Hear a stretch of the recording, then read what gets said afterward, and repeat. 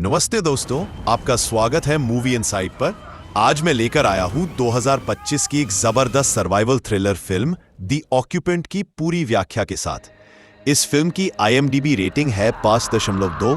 तो ज्यादा समय बर्बाद ना करते हुए चलिए सीधे शुरू करते हैं इस डरावनी कहानी को। गांव के एक घर में भूविज्ञानी एबी अपनी बड़ी बहन बेथ के साथ समय बिता रही है। हाल ही में उन्होंने अपनी मां को खो दिया है, इसलिए वे एक दूसरे को भावनात्मक रूप से सहारा देने की कोशिश कर रही हैं ताकि अपने दुख से उबर सकें। फिर एक और त्रासदी घटती है जब बेथ को ल्यूकेमिया के उन्नत चरण का पता चलता है। कोई भी डॉक्टर उसका मामला नहीं लेता क्योंकि वे उसकी मदद के लिए कुछ नहीं कर सकते। हालांकि एबी हार मानने से इनकार कर देती है और एक विदेशी क्लिनिक के बारे में जानती है जो कम नैतिक उपचार प्रदान करता है। बेथ को वहां भेजने के लिए पैसे जुटाने के लिए एबी को एक बहुत ही जोखिम भरा काम करना पड़ता है। कुछ समय बाद एबी जॉर्जियाई काकेशस पहुंचती है जो रूस की सीमा के पास है। उसे एक निजी धातु खनन कंपनी ने यूरेनियम के भंडार खोजने के लिए काम पर रखा है। उसके पिता इस बात से नाखुश हैं क्योंकि उन्हें लगता है कि एबी कंपनी की गुलामी करने के बजाय कहीं बेहतर करियर बना सकती थी, लेकिन अपनी बहन को बचाने के लिए वह बहुत मजबूर है। वह एडवांस पेमेंट की भी मांग करती है, लेकिन उसका बॉस कहता है कि अगर वह कुछ नहीं ढूंढती तो उसे पैसे नहीं मिल सकते। एबी और उसका सहकर्मी सर्गेई घंटों तक यूरेनियम की तलाश करते हैं, लेकिन उन्हें कुछ भी नहीं मिलता। उन्हें तय किए गए क्षेत्रों में ही रहना चाहिए था। हालांकि एबी जंगल में अपनी खोज जारी रखने का फैसला करती है। सर्गेई इससे असहमत होता है और कहता है कि यह खतरनाक हो सकता है, इसलिए एबी उसकी बंदूक ले लेती है और उसे बिना अपने साथ लिए जाने के लिए कहती है। जंगल में कई डरावनी आवाजें आती हैं, जो शुरुआत में एबी को थोड़ा घबरा देती हैं। आखिरकार जब उसे एक बहुत अजीब काले पत्थर का टुकड़ा मिलता है तो वह शांत हो जाती है। मुख्यालय लौटकर एबी उस पत्थर पर कई तरह के परीक्षण करती है और देखती है कि उसकी तापमान बहुत अधिक है, लेकिन वह अभी भी उसकी पहचान नहीं कर पाती। उसकी इस खोज को लेकर उत्सुकता तब बाधित हो जाती है जब उसके पिता का फोन आता है, जो उसे बताते हैं कि वे बेथ को क्लिनिक से निकालकर घर ला रहे हैं ताकि वह अपनों के बीच शांति से मर सके।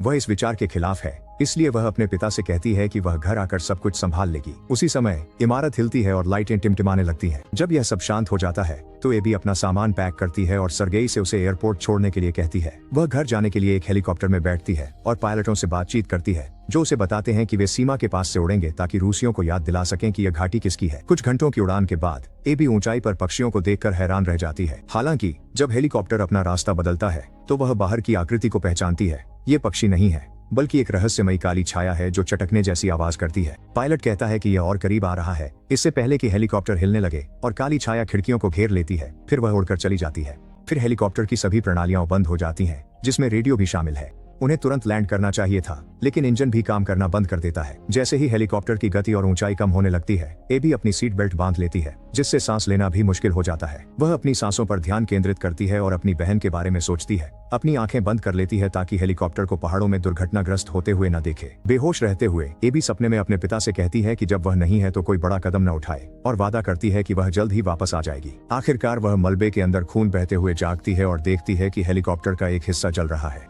हालात और भी खराब हो जाते हैं क्योंकि पायलटों में से एक मर चुका है। एबी दूसरे आदमी की जांच करती है और उसकी चोट पर पट्टी बांधती है, उसे दबाव डालने के लिए कहती है। फिर वह बाहर जाकर मदद के लिए चिल्लाती है, लेकिन कोई फायदा नहीं होता। जब वह हेलीकॉप्टर में वापस आती है तो पायलट उसे इमरजेंसी रेडियो का इस्तेमाल करना सिखाता है, लेकिन चाहे वह कितनी भी बार कोशिश करे, कोई भी उसकी कॉल नहीं उठाता। फिर एबी एक नक्शा देखती है और हिसाब लगाती है कि सबसे नजदीकी सड़क दक्षिण में 60,000 किलोमीटर दूर है। वह कई डिब्बे तोड़कर एक बड़ी आग लगाने का फैसला करती है, इस उम्मीद में कि कोई दूर से उसे देख लेगा। अगली सुबह एबी को पता चलता है कि दूसरा पायलट भी मर चुका है। वह घबराहट का दौरा पड़ने पर रोने लगती है जब उसे एहसास होता है कि वह जंगल में अकेली फंस गई है। बाद में जब वह हेलीकॉप्टर के अंदर सोने की कोशिश कर रही होती है तो उसे बेथ और उसकी कमजोर सेहत के बारे में सपना आता है, जिससे उसकी नींद खुल जाती है। वह आग के पास गर्म होने के लिए बाहर जाती है, लेकिन उसकी आग बुझ चुकी होती है। हार मानने से इनकार करते हुए एबी हेलीकॉप्टर में जो भी काम की चीजें मिलती हैं उन्हें इकट्ठा कर लेती है, जिनमें एक बंदूक और एक फ्लेयर भी शामिल है। जैसे ही वह अपने शरीर पर पर्याप्त कपड़े की परतें चढ़ा लेती है, वह एक कंपास लेकर साउथ रोड खोजने के लिए निकल पड़ती है। जैसे ही वह हेलीकॉप्टर से दूर चलती है, उसे रेडियो की स्थिर आवाज सुनाई देती है। वह तुरंत वापस दौड़ती है, लेकिन हेलीकॉप्टर में कुछ भी काम नहीं कर रहा होता। जब उसे फिर से स्थिर आवाज सुनाई देती है तो उसे एहसास होता है कि यह आवाज पायलट की बेल्ट पर लगे रेडियो से आ रही है। दुर्भाग्यवश जब वह इसका इस्तेमाल करने की कोशिश करती है तो इसकी बैटरी खत्म हो जाती है, इसलिए वह हेलीकॉप्टर का मैनुअल उठाकर यह जानने लगती है कि सभी केबल और चार्जर कहाँ हैं। वह रेडियो को चार्जिंग पर छोड़ देती है और इंतजार करते हुए वह अपने रहस्यमय पत्थर को घूरती रहती है। आखिरकार रेडियो फिर से काम करने लगता है और एबी एक अमेरिकी पायलट जॉन से संपर्क करती है, जिसका विमान भी इसी इलाके में दुर्घटनाग्रस्त हो गया था। उसकी टांगें फंसी हुई हैं और वह हिल भी नहीं सकता।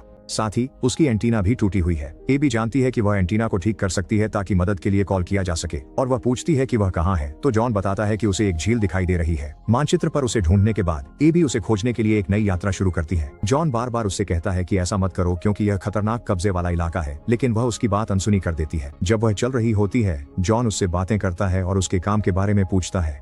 वह एक पहाड़ी चढ़ रही होती है जब वह बताती है कि यह पैसा उसकी बहन के लिए है, इसलिए उसे रुककर अपने जज्बात संभालने पड़ते हैं। जॉन के 1 लाख में एक बार मिलने वाले दुर्लभ मौके का जिक्र करने के बाद एबी को आगे बढ़ने की उम्मीद मिल जाती है। जैसे जैसे वह चढ़ाई जारी रखती है, वह उस समय के बारे में सोचती है जब बेथ ने उसे समझाने की कोशिश की थी कि लड़ने के लिए कुछ नहीं बचा है और उसे आगे बढ़ जाना चाहिए। एबी जॉन से कहती है कि बेथ के लिए कोई नहीं लड़ रहा है, और जॉन सोचता है कि वह कितनी खुशकिस्मत है कि उसकी इतनी सहायक बहन है। आखिरकार एबी इतनी ऊंचाई पर पहुंच जाती है कि वह और ऊपर नहीं चढ़ सकती, जिसका मतलब है कि अब उसे पूरा चक्कर लगाना पड़ेगा। जैसे ही वह दिशा बदलती है, वह पास में पड़े काले पत्थरों को नहीं देख पाती। नई जगह में एबी किसी तरह पहाड़ी पार कर लेती है और उस जंगल में पहुंच जाती है जहां वह रात भर आराम करेगी।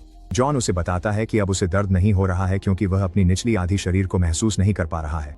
एबी आग जलाती है और कुछ लकड़ियों से एक आश्रय बनाती है ताकि वह सो सके। दुर्भाग्य से बारिश शुरू हो जाती है जिससे उसकी आग बुझ जाती है। हालांकि एबी को बैग में कुछ गर्म महसूस होता है और उसे पत्थर याद आता है। वह उसे निकालती है और नंगी हथेली से छूती है, देखकर कि उसकी सतह अजीब तरह से प्रतिक्रिया कर रही है।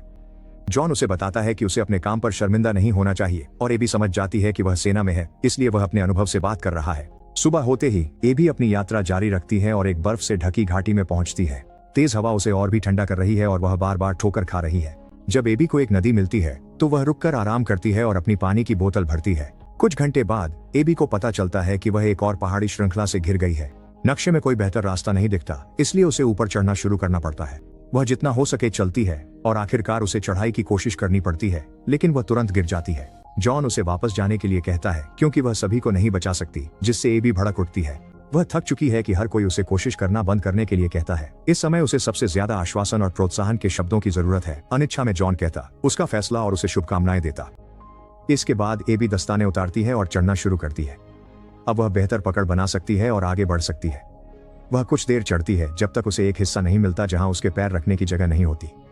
जब वह जॉन को बताती है, वह कहता है कि यह अफसोस है क्योंकि वह उसकी पसंदीदा में से एक थी, और फोन काट देता है। हैरान एबी दोबारा उससे संपर्क करने की कोशिश करती है, लेकिन कोई फायदा नहीं होता। इसके बाद एबी एक औजार निकालती है और उसे चट्टान में डालती है, लेकिन जब वह उस पर पैर रखती है तो वह गिर जाता है। वह कुछ पल गहरी सांसें लेती है और सोचती है, जिससे उसे रहस्यमय चट्टान की याद आ जाती है। उसके दिमाग में वह समय भी आता है जब डॉक्टर ने उससे कहा था कि चमत्कार जैसी कोई चीज नहीं होती। हालांकि अभी एक चमत्कार हो रहा है क्योंकि उसका हाथ हिलाना ही चट्टान का आकार बदलने के लिए काफी है। चट्टान में धागा बांधने के बाद एबी उसे पहाड़ की दीवार में चिपका देती है और उसे सहारे के रूप में इस्तेमाल करती है ताकि वह सुरक्षित रूप से उस पर कदम रख सके और आखिरकार अंतिम क्षेत्र पर चढ़कर शिखर तक पहुंच सके। जैसे ही वह खड़ी होती है, धागा चट्टान को खींचता है और उसे वापस ले आता है। उसी क्षण वह रहस्यमय छाया को आकाश में उड़ते हुए देखती है, जो एक छटकने जैसी आवाज कर रही होती है। एबी दूरबीन निकालती है और दूर कुछ रोशनियां देखती है जो एक सैन्य अड्डे की है। वह किसी का ध्यान आकर्षित करने की उम्मीद में लकड़ियां और घास इकट्ठा करके एक बड़ी आग जलाती है। वह जाते समय अपने द्वारा चुनी गई दिशा दिखाने के लिए पत्थरों से एक तीर भी बनाती है। कुछ घंटे बाद जॉन रेडियो पर उससे संपर्क करता है और कहता है कि उसे खुद पर ध्यान आकर्षित करना बंद करना होगा। वह उसे याद दिलाता है कि इस इलाके पर रूसियों का नियंत्रण है, इसलिए अगर वे उसका संकेत देखेंगे तो वे उसकी मदद करने नहीं बल्कि उसे मारने के लिए आएंगे। यह सुनकर वह इतनी घबरा जाती है कि एक पत्थरों से ढकी पहाड़ी से फिसल जाती है और उसकी टांग में चोट लग जाती है। जॉन की डांट से तंग आकर एबी रेडियो बंद कर देती है और अपने घाव की देखभाल करती है। उसी समय वह रेडियो में कुछ शोर सुनती है और देखती है कि एक सैनिक इलाके में गश्त कर रहा है, इसलिए वह तुरंत वहां से भाग जाती है। चोट और बर्फ के कारण चलना बहुत मुश्किल हो जाता है और उसे सहारे के लिए एक लकड़ी का इस्तेमाल करना पड़ता है। जंगल पार करने के बाद उसे कुछ पुराने छोड़े गए इमारतें मिलती हैं और वह अंदर जाकर आराम करने और छुपने का फैसला करती है। वहाँ बहुत सारी टूटी फूटी चीजें हैं और यहाँ तक कि उन परिवारों की तस्वीरें भी पड़ी हैं जिन्हें रूसी आक्रमण के दौरान मार दिया गया था। हर कमरे और हर दराज की जांच करने के बाद उसे आग जलाने के लिए कुछ चीजें और यहाँ तक कि कुछ फफूंदी लगी ब्रेड भी मिलती है, जिसे देखकर उसे उल्टी आ जाती है। हवाई जहाज से मिले फर्स्ट एड किट से वह अपने हाथों पर पट्टी बांधती है और अपने पेट में एक्सपायर्ड दवा का इंजेक्शन लगाती है। सोने से पहले वह बेथ की तस्वीर देखती है और सोचती है कि वह कितने दर्द में होगी। उस रात एबी अपने बेथ के साथ खुश दिनों का सपना देखती है, लेकिन साथ ही अस्पताल में उसके होने का भी। बेथ क्लिनिक से थक चुकी थी और अपने आखिरी दिन परिवार के साथ घर पर बिताना चाहती थी। फिर भी एबी ने उसे रुकने के लिए मजबूर किया। एबी की अपनी नई नौकरी के लिए रवाना होने से पहले बेथ ने कहा कि वह यह उसके लिए नहीं कर रही बल्कि एबी खुद के लिए कर रही है। अगली सुबह एबी रेडियो की आवाज सुनकर जाग जाती है। वह बाहर देखती है और देखती है कि सैनिक पास आ रहा है, जिससे वह घबरा जाती है। वह जल्दी से दरवाजा बंद करने दौड़ती है और अपनी मुंह पर हाथ रखकर खिड़की के नीचे छुप जाती है। सैनिक जल्दी से झांकता है लेकिन सौभाग्य से उसे नहीं देखता और आगे बढ़ जाता है। जब वह आदमी दूसरी खिड़कियों की जांच कर रहा होता है, एबी सावधानी से छड़ी की मदद से अपना बैग खींचती है और उसमें से बंदूक निकालती है, लेकिन मैगजीन गिर जाती है। शोर सैनिक का ध्यान खींचता है। वह दरवाजा खोलने की कोशिश करता है लेकिन सफल नहीं होता। दूसरी जगह से रास्ता ढूंढते हुए एबी बंदूक तैयार करती है। जल्द ही सैनिक उसे ढूंढ लेता है और उस पर अपना हथियार तान देता है और रूसी में कुछ कहता है। एबी फिर से घबरा जाती है और गोली चला देती है। गोलियां उसकी बंदूक और फिर उसकी टांग में लगती हैं, जिससे वह गिर जाता है। फिर एबी उस आदमी का हथियार और बैकपैक ले लेती है, जबकि वह बार बार इवान नाम दोहराता रहता है। वह यह साबित करने के लिए बंदूक नीचे रखती है कि उसका कोई बुरा इरादा नहीं है और बैग खोलती है, जिसमें उसे टॉर्च, सिगरेट और वही काला पत्थर मिलता है। उसी समय सैनिक के रेडियो से जॉन की आवाज आती है, तुम मेरे पसंदीदा में से एक थे। और सैनिक पुष्टि करता है, वह इवान है। एबी घबरा जाती है और उसे एहसास होता है कि दोनों के साथ धोखा हुआ है और आवाज पूछती है, क्या तुम बेत को फिर से नहीं देखना चाहती? इसके बाद संचार समाप्त हो जाता है। इसके बाद एबी सैनिक से माफी मांगती है और उसके पैर पर पट्टी बांधती है, फिर उसे सोफे पर लिटा देती है। वह उसे बताती है कि वह रेडियो पर आई आवाज की तलाश में जाएगी और उसे अपने बेस के वरिष्ठ अधिकारियों से कहना होगा कि अगर वे उसे इलाके में देखें तो उस पर गोली न चलाएं। लेकिन उसे यकीन नहीं है कि सैनिक उसकी बात कितनी समझ पा रहा है। दोनों एक साथ निकलते हैं और जंगल पार करते समय अपने पैरों की चोट के कारण बार बार लड़खड़ाते हैं। जब वे आराम करने के लिए रुकते हैं, एबी पत्थर निकालती है और आसमान में चटकने की आवाज सुनती है। इससे उसे एहसास होता है कि पत्थर ने ही उस छाया को आकर्षित किया जिसने हेलीकॉप्टर को गिरा दिया और रेडियो ट्रांसमिशन में गड़बड़ी कर रहा है। इसीलिए हेलीकॉप्टर में जो रेडियो था वह उसके चले जाने के बाद फिर से काम करने लगा। गुस्से में एबी पत्थर को फेंक देती है और झुंझलाहट में चिल्ला उठती है। फिर दोनों बर्फ से ढकी एक घाटी पार करने लगते हैं। जैसे जैसे उनके कदम बर्फ को हटाते हैं, उन्हें एहसास होता है कि वे बर्फ पर चल रहे हैं और यह वही झील है। एबी सैनिक से अच्छी दूरी बनाए रखती है ताकि दोनों का वजन एक ही जगह न पड़े और बर्फ टूट न जाए। अचानक वह चटकने की आवाज सुनती है और जब वह पीछे मुड़ती है तो देखती है कि वह आदमी गायब हो गया है। एबी उसे ढूंढने के लिए इधर उधर देखती है, तभी उसके पैरों के नीचे की बर्फ टूट जाती है और वह उस छेद में गिर जाती है। सौभाग्य से वह सतह को पकड़ने में कामयाब हो जाती है और काफी संघर्ष के बाद बाहर निकल आती है। हवा और तेज चलने लगती है और जल्द ही एबी की दृश्यता खत्म हो जाती है। वह मदद के लिए चिल्लाती है लेकिन चलना कभी नहीं छोड़ती। आखिरकार वह जंगल के किनारे और वह सिगरेट ढूंढ लेती है जो सैनिक छोड़ गया था। बहुत थक जाने के कारण एबी गीले कपड़े उतारती है और स्लीपिंग बैग में चली जाती है, इस उम्मीद में कि उसका शरीर फिर से गर्म हो जाएगा। उसी समय जॉन की आवाज रेडियो पर फिर से सुनाई देती है, जो कहता है कि उसके साथ भी कुछ समय पहले ऐसा ही हुआ था। गुस्से में एबी रेडियो को फेंक देती है, लेकिन वह अब भी जॉन की आवाज सुन सकती है, जो एक कहानी सुना रहा है। अपने विमान के दुर्घटनाग्रस्त होने के बाद जॉन को अपनी टीम के सदस्यों को एक एक कर मरते हुए देखना पड़ा। उसका दिल धीमा पड़ गया और उसे लगा कि अब उसका भी अंत आ गया है, लेकिन आखिरी क्षण में उसे मुक्ति मिल गई। एबी सो जाती है और एक बार फिर बेत के साथ अपने खुशहाल दिनों का सपना देखती है। वह एक हेलीकॉप्टर की आवाज सुनकर जाग जाती है, इसलिए वह उनका ध्यान आकर्षित करने की कोशिश करते हुए जंगल में दौड़ पड़ती है। हालांकि वे न तो उसे देख सकते हैं और न ही सुन सकते हैं और हेलीकॉप्टर चला जाता है। ठंड एबी को गहराई से प्रभावित करती है। वह घुटनों के बल गिरती है और बेत की आवाज सुनती है, जो उसे घर लौटने को कहती है। वह बेहोश होकर एक गड्ढे में गिरती है, जो असल में एक गुफा है। एबी का शरीर चट्टानों पर लुढ़कता हुआ एक छोटे जलकुंड में गिरता है। उसके पास ही पानी में जॉन की सड़ी गली लाश तैर रही है, जो रहस्यमय काले पत्थर के टुकड़ों से ढकी हुई है। तालाब के तल में भी यह काला पदार्थ है, जो ऊपर उठकर एबी के शरीर में प्रवेश करने की कोशिश करता है। ऐसा लगता है कि यह पत्थर किसी तरह की पहचान है, जो असली लोगों की आवाजों का इस्तेमाल करके एबी और सैनिक को फंसा रहा है, ठीक वैसे ही जैसे उसने 65 साल पहले जॉन को फंसाया था। जब एबी जागती है तो वह सूखी जमीन पर बैठी होती है। जब उसके चारों ओर पत्थर तैर रहे होते हैं तो वह इकाई जॉन की आवाज में उसे बधाई देती है कि वह यहाँ तक पहुंच गई और कहती है कि उसे डर था कि वह भी दूसरों की तरह ही अंत कर देगी। एबी उस पर जानबूझकर दुर्घटनाएं करवाने का आरोप लगाती है और जानना चाहती है कि उसने उसे यहाँ क्यों बुलाया, लेकिन वह इकाई कहती है कि यहाँ तक लाने वाले सारे फैसले उसी के अपने थे। जैसे ही तैरते हुए पत्थर आधे मानव शरीर का आकार लेते हैं, आवाज समझाती है कि जॉन ने जीवित रहने के लिए इकाई का अधिवासी बनने के लिए सहमति दी थी और एबी को भी वही विशेषाधिकार दिया जा रहा है। एबी तैरते हुए पत्थरों से दूर जाने की कोशिश करती है, उस प्रस्ताव को ठुकरा देती है और कहती है कि वह बस घर जाना चाहती है। आवाज जवाब देती है कि वह पहले से ही घर पर है। जैसे ही बेत का घर उसके पीछे प्रकट होता है, एक अदृश्य शक्ति उसे अंदर धकेल देती है और वह देखती है कि हर जगह काले पत्थरों के ढेर लगे हुए हैं। वह इकाई उससे कहती है कि वह मृत्यु से डरती है और उसे हराने के लिए बेताब है, जो वह कर सकती है अगर वह उसके सामने समर्पण कर दे। एबी एक कमरे से दूसरे कमरे में जाती है, आवाज से बचकर यह देखकर चौंक जाती है कि बेत बाहर है। वह तुरंत बाहर जाती है और बेत उसका हाथ पकड़ लेती है।